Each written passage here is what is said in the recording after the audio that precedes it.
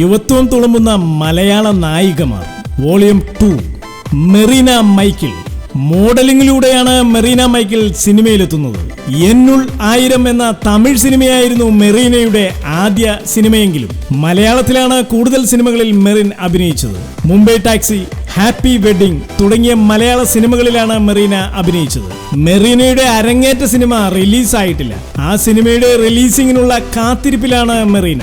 പരസ്യ ചിത്രങ്ങളിലും മോഡലിംഗിലും സിനിമ എന്ന പോലെ ശ്രദ്ധ കേന്ദ്രീകരിച്ച് നല്ല നല്ല സിനിമകൾക്കും നല്ല നല്ല വേഷങ്ങൾക്കുമായി കാത്തിരിക്കുകയാണ് മെറീന മൈക്കിൾ എന്ന സുന്ദരിയായ നടി. ശ്രുതി രാമചന്ദ്രൻ. ദുൽഖർ സൽമാന്റെ നായികയായി ഞാൻ എന്ന സിനിമയിൽ കുറച്ചു സീനുകളിൽ മാത്രം അഭിനയിച്ചുകൊണ്ടാണ് ശ്രുതി സിനിമാ രംഗത്തേക്ക് എത്തുന്നത്.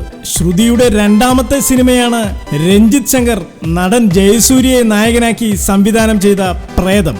ഈ സിനിമയിൽ 2 നായികമാരിൽ ഒരു നായികയാണ് ശ്രുതി. മറ്റൊരു നായിക ശരണ്യയായിരുന്നു. പ്രേതത്തിൽ വളരെ ഡിഫറന്റ് ആയിട്ടുള്ള ഒരു കഥാപാത്രത്തെയാണ് ശ്രുതി അവതരിപ്പിക്കുന്നത്. ശ്രുതി 5 വയസ്സുള്ളപ്പോൾ തന്നെ നൃത്തം അഭ്യസിച്ചു തുടങ്ങി. ധരണി ഡാൻസ് സ്കൂളിലെ ശ്യാമള സുരേന്ദ്രനായിരുന്നു ഗുരു.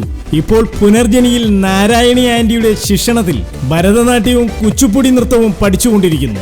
മലയാള സിനിമയുടെ സുവർണകാലത്ത് പോസ്റ്റർ ഡിസൈനിങ് രംഗത്ത് നിറസാന്നിധ്യമായിരുന്ന പരസ്യകലാ ചിത്രകാരനായിരുന്ന എസ്.എ. നായരുടെ കൊച്ചുമകളാണ് ശ്രുതി. എറണാകുളം സ്വദേശിനിയായ ശ്രുതി ഇപ്പോൾ എറണാകുളത്ത് തന്നെയുള്ള ഒരു കോളേജിൽ അധ്യാപികയായും ജോലി നോക്കുന്നുണ്ട്. ശരണ്യ. നടൻ ജയസൂര്യയുടെ ഭാര്യ സരിതയുടെ സ്വന്തം അനുജത്തിയായ ശരണ്യയുടെ ആദ്യ സിനിമ ജയസൂര്യയും സംവിധായകൻ രഞ്ജിത്ത് ശങ്കറും ചേർന്ന് നിർമ്മിച്ച സുധി വാത്മീകം എന്ന സിനിമയായിരുന്നു.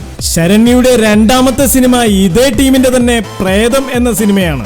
രഞ്ജിത്ത് ശങ്കറിന്റെയും ജയസൂര്യയുടെയും ശിക്ഷണം ശരണ്യയ്ക്ക് ഏറെ ഗുണം ചെയ്തുവെന്ന് ശരണ്യ പറയുന്നു.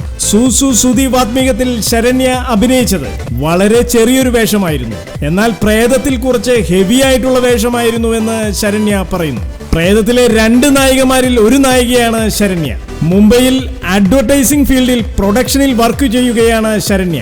ഇതുവരെ ക്യാമറയുടെ പിന്നിൽ നിന്ന് പ്രവർത്തിച്ചിരുന്ന ശരണ്യയ്ക്ക് ക്യാമറയുടെ മുന്നിലേക്ക് വന്നപ്പോൾ ക്യാമറയുടെ മുന്നിലെ കഷ്ടപ്പാടും ബോധ്യമായി. ഒരു ആക്ട്രസ് എന്ന നിലയിൽ ശരണ്യയ്ക്ക് ഏറെ സംതൃപ്തി നൽകിയ കഥാപാത്രമാണ് പ്രേതത്തിലെ കഥാപാത്രം.